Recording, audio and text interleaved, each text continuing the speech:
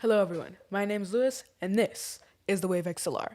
And you might be wondering why I showed the box instead of the actual product, and that's because I'm using it to record this video right now. Anyways, I'm going to talk about why this is so much better than every other audio interface out there. Let's get into it. Alright, so the Wave XLR has a couple things that I absolutely love about it. So first, it has a capacitive mute button. Basically, it's a touchscreen without the screen. It won't make a noise when you tap it, and it's kind of just like a little light tap. It's not an actual button. It's just kind of like a little touch on it, and it will mute. It will turn red whenever you are muted, so you don't accidentally forget to unmute, and then you're talking to no one for half an hour. So the main control for this is the big dial in the front. If you push the dial in, you get access to switch between three different controls: microphone gain, which is the volume, the 3.5 millimeter volume, and the mic monitoring mix. So in the box, you get a USB-C to USB cable, the Wave XLR itself, and some papers. Other than that, this box is totally useless. But I'm going to be telling you why you should buy this. And the reason for that is the software. The software is essentially a virtual mixer. So like other audio interfaces, you would have to buy a whole nother piece of kit to use that mixer. But however, with this, it's virtual and it comes with the Wave XLR. So all you have to do is head to elgato.com, click on the downloads in the top right, click on the drop-down box, click on Wave XLR, and then click the little down arrow to download. Then install, and then when you open it up, you'll be greeted with a page that looks a little something like this. So when you're on this page, you have access to change a whole bunch of stuff. You can add another audio input, which can add, say, a browser audio channel, and then these dials right here control the volume. So this right dial controls what the stream hears, and the left dial controls what you hear. So let's say you don't want to hear your browser. You just drag this all the way down to 0, and the stream can still hear it, however, you cannot. And let's say maybe the stream doesn't want to hear it. You can drag this one all the way up and drag this one all the way down, and now the stream cannot hear anything. So there's also this lock button here. So let's say I want to make the stream always hear half of what I'm hearing. I can turn this down to 50% and then click this little lock button here. So when I turn this one down, it will turn down everything in turn. And then when I turn this one up or down, it will go up or down accordingly, and it will only go down when I go below 50%. So you can add inputs for different things, and you can control your microphone. I'm going to be explaining every single setting in here so you know what to change and what not to change.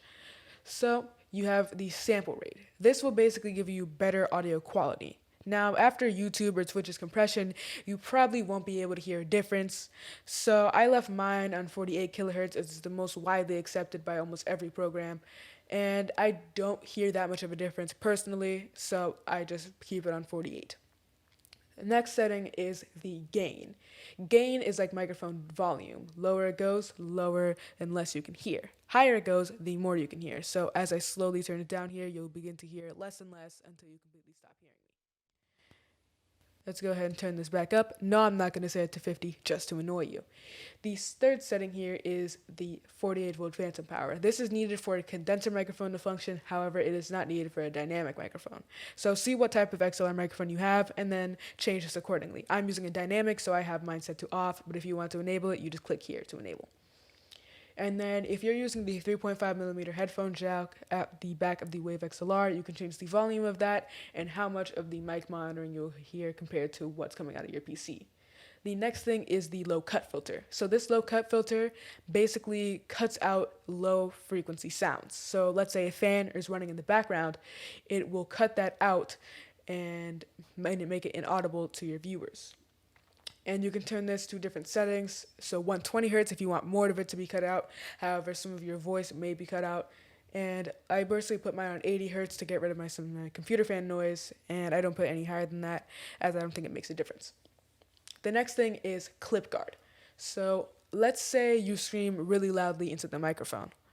It will lower the gain so that you're not clipping your microphone out. It's fairly simple and it's a pretty good feature. Why not have it so your audio doesn't sound like a bunch of and keep cutting out because it's clipping. And the next thing is gain lock. So some programs change your gain.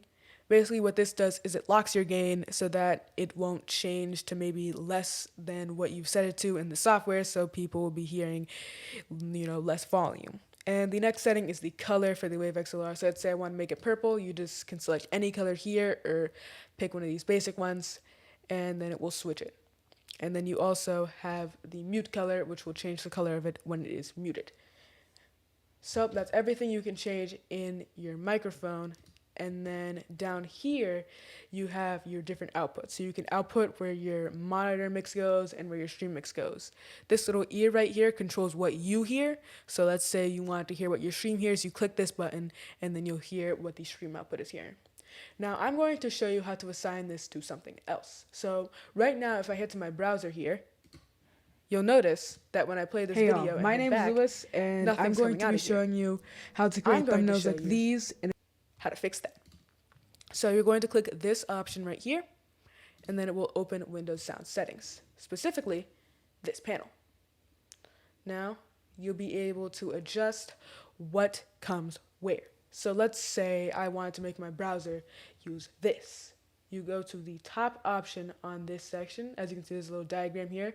So the top one is output, which is where the audio goes. Input is where the audio comes from. And app volume is how much volume the app has. So input would be something like a microphone, output would be something like speakers, and app volume would be the general volume of the application. We want to set the output to be Wavelength Browser. Now, if we head over back to Microsoft Edge and play an audio clip, you should totally go watch this video, you'll see that this is now going up and down.